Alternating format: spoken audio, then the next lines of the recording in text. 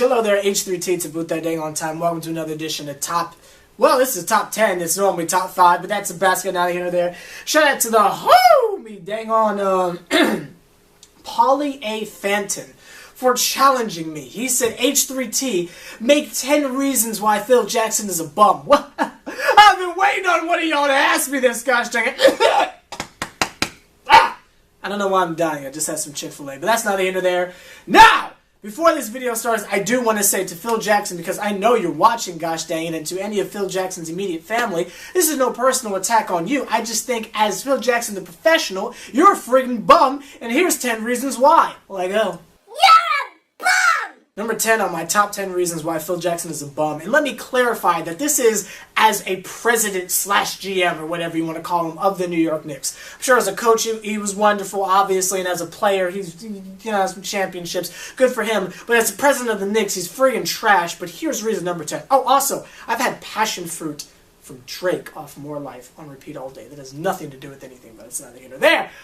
Number 10 is the way that this man trolls the fans and other players. I'm going to throw in the example of how he's basically trolling Carmelo Anthony on his little subplot of trying to get him to leave, even though he's the one who re-signed him, but we'll get to that, gosh dang it, but that's neither here nor there. The way he trolls the fans. He'll put out these subliminal things saying we don't know what we're talking about and we need to trust in his dang on foolishness and all the lies he's been promising us over the past couple of years, especially from Media Day with this coming season, and how he has yet to come out and address us, gosh dang it, as fans and people who care and people who pay his freaking check, technically, gosh dang it. But he's so quick to get on his Donald Trump and troll all of us, and other players on dang on Twitter got jokes about the dang on posse that LeBron, you feel me? Talking all this trash, but can't have a little press conference to explain to us why we suck. That's not the end of there. Let's go to reason number 9. You're a bum! Number 9 on my top 10 reasons why Phil Jackson is a bum. A little bit of an obvious point that we've been bringing up very recently. Preaching the triangle when he doesn't have the players for it. Now, the players he's acquired, again, we'll get to that later on down the list. Trust me, I'm trying to keep it vague for the lower tier ones, but right now, obviously, the triangle is the least of our concern. We don't play any freaking defense, but that's something we'll address in number 8, but that's neither here nor there. But, gosh dang it, how much, like really think about how screwed we are. Not the fact that Jeff Hornacek's clearly not going anywhere and he wants Baker to be our starting point guard over Derrick freaking Rose, but that's neither here nor there. But Jennings in a way, but that's not here nor there. The fact that he's still preaching this friggin' triangle, and he doesn't have the players for it. Carmelo is not good for the triangle. Joakim Noah is an old bum. And even in theory, I don't think he would have been good for the triangle. Yeah, he's a passing center, but that doesn't really mean anything. Derrick Rose is a pick and roll specialist. Again, the bottom tier points I got to keep vague because we're going to go into other points later on in the video. But let's just throw out there, the man is still preaching the triangle when he has yet to get us triangle-like players. I mean, with the exception of Lance Thomas and maybe Hernan Gomez, I mean, that's about it, really. Let's go to number 8. You're a bum! Number 8, Jeff Hornacek. Do I need to go any further? Jeff Hornacek. Number 7, I think this summer I almost burst a vocal cord on some Run DMC. Wow, that was a poor tasting pun, but that's not here or there. Just friggin' ranting this summer over this one. Number 7 on my top 10 reasons why Phil Jackson is a bum. Not only keeping Kurt Rambis, but making him our defensive coordinator. Remember when he was just an assistant coach and we almost respected that because we just didn't want the man to be out on the street, let the man still have a job so he can feed his family. But the friggin' backhanded disrespect when, again, I was saying since game number 1 in the preseason with the Rockets, you can go back and check out that video. Since game number 1, I've been saying the defense is a problem and we can't just ignore it. And while every single one of you said, oh, H+III+T's preseason, we'll get it together, I said, no, we won't. When everybody, as the season was going on, was admittedly concerned about our freaking defense after I pointed it out, gosh dang it, This man, Phil Jackson's solution is to have Kurt Rambis be the defensive coach. Now, what was one of our main problems last year? Was it defense? And who was the coach for the second half of last year? Kurt freaking Rambis! Phil Jackson, you're a bum and an idiot! Let's go to number 6. You're a bum! Number 6, Derek Fisher. Again, do I need to say anything else? Let me add something to the Jeff Hornacek thing. Can we talk about how we could have had Tom Thibodeau? Can we really talk about that? They didn't even call the man. That's not here nor there. Number 6 is Derek Fisher. We don't need to explain why that was a terrible decision. Let's go to the next one. Yeah! No, actually, let me get that back. Let me add one more thing onto the Derek Fisher foolishness. That was his solution for Mike Woodson. Let that sink in for a second. Now let's go to number 5. You're a bum! Number 5, no one's going to agree with me on this one, and shout out to the real Knick fans out there, but letting Alexei Shved, I think that's how you say that man's name, and Shane Larkin go. I know Shane Larkin was hit and miss with a lot of you guys, but I thought he was doing a great job. Saying his hands are too small is very Trump-like. I don't know how I feel about that. You know, Phil Jackson actually kind of reminds me of Donald Trump on the low, but that's neither here nor there. Let me not make this a political video, but Shane Larkin was doing fine. Why did we let that man go? And Alexei Shved was handling business. Yeah, he broke his freaking ribs, but all we had to do was offer him like $1 million more and he would have helped us out. That would have been much better than the tag team of Calderon and Galloway. I'm never going to forgive him for that, but that's not a here nor there. Let's go to number 4. You're a bum! Number 4, I'm going to try and remain calm and under control because you can tell my voice is already gone. I'm trying to remain calm. Number 4, trading J.R. Smith and Iman Shumpert for nothing. We got nothing out of that trade. We gave the Cavs a championship and a guaranteed finals appearance, but we got nothing in return. And specifically, let me name the nothingness we got. We got Lance Thomas. And remember this bum, Lou Almondson? That's who we got out of the little trifecta 3-team thing. For Iman Shumpert, a rookie that we drafted, for all you people saying we should tank, and J.R. freaking Smith. Now, was it their time to go? Yes. You can go back in the videos. Yes, I was making videos during that time period. Shout out to me because those videos were getting 3 views. Now your boy averaging 200 on the Knicks vids, but that's not here nor there. My growth aside, pause. Granted, it was time for both of those bums to go, especially Hardaway. That bum, Tim Hardaway Jr. But the fact that we got nothing back for JR and Shumpert, and we gave them to the Cavs. Just like how the Hawks got to hold the L for giving them Kyle Korver, why do people just give the Cavs championships like that and get nothing in return? Phil, I'm never going to forget that. We got nothing.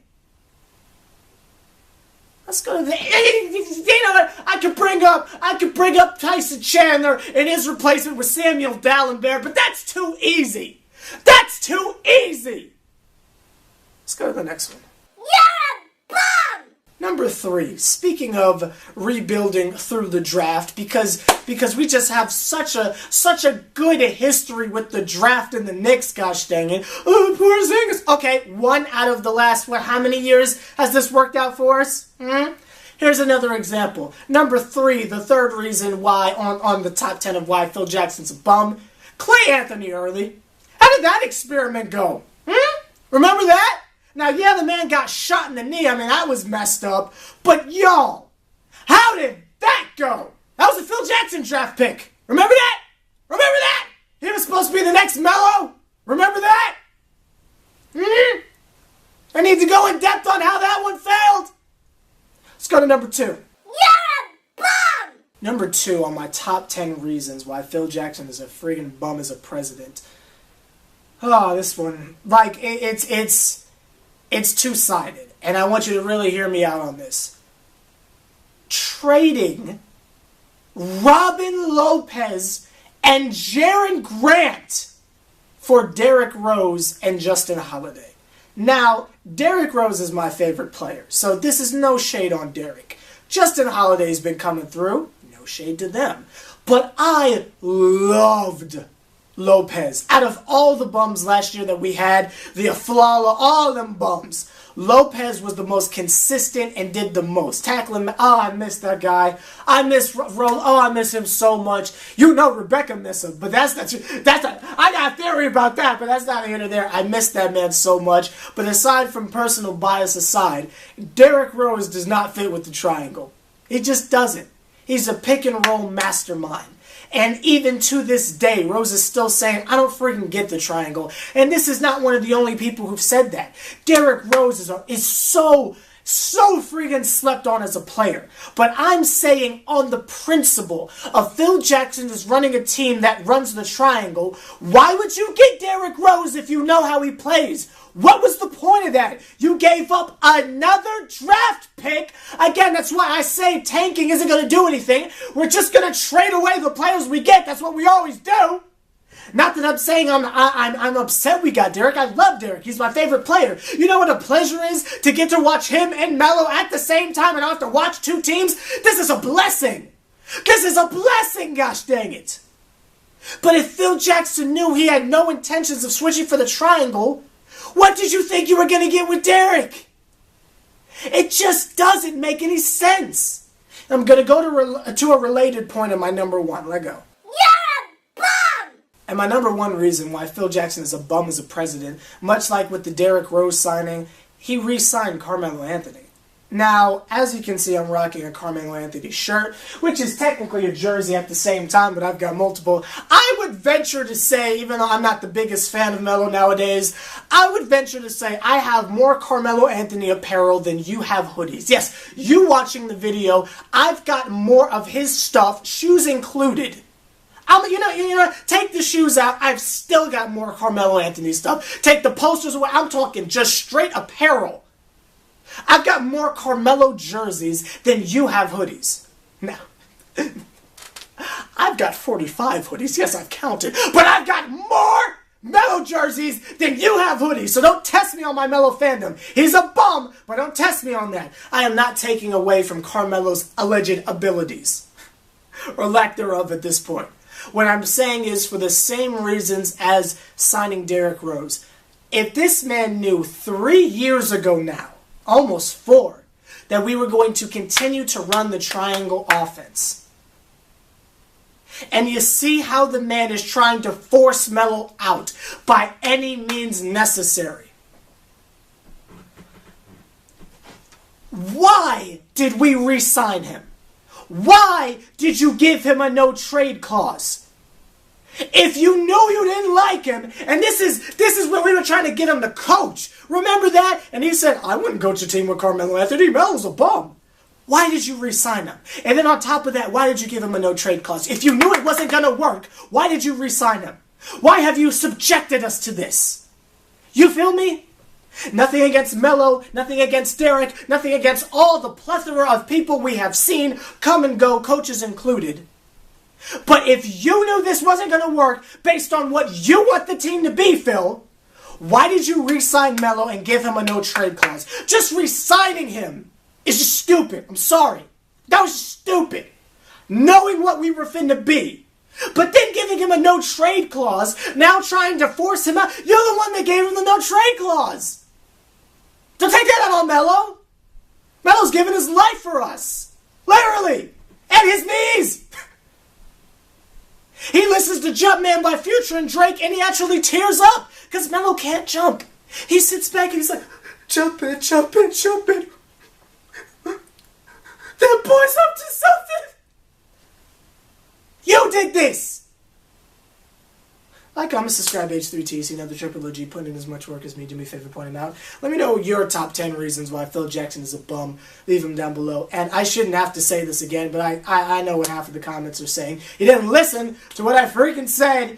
You know, just like the Drake review, but the sound of here to there. You didn't listen to what I freaking said, so let me explain from 1 minute at a time. This is no shot on the players I have mentioned. This is an anti-Phil Jackson video.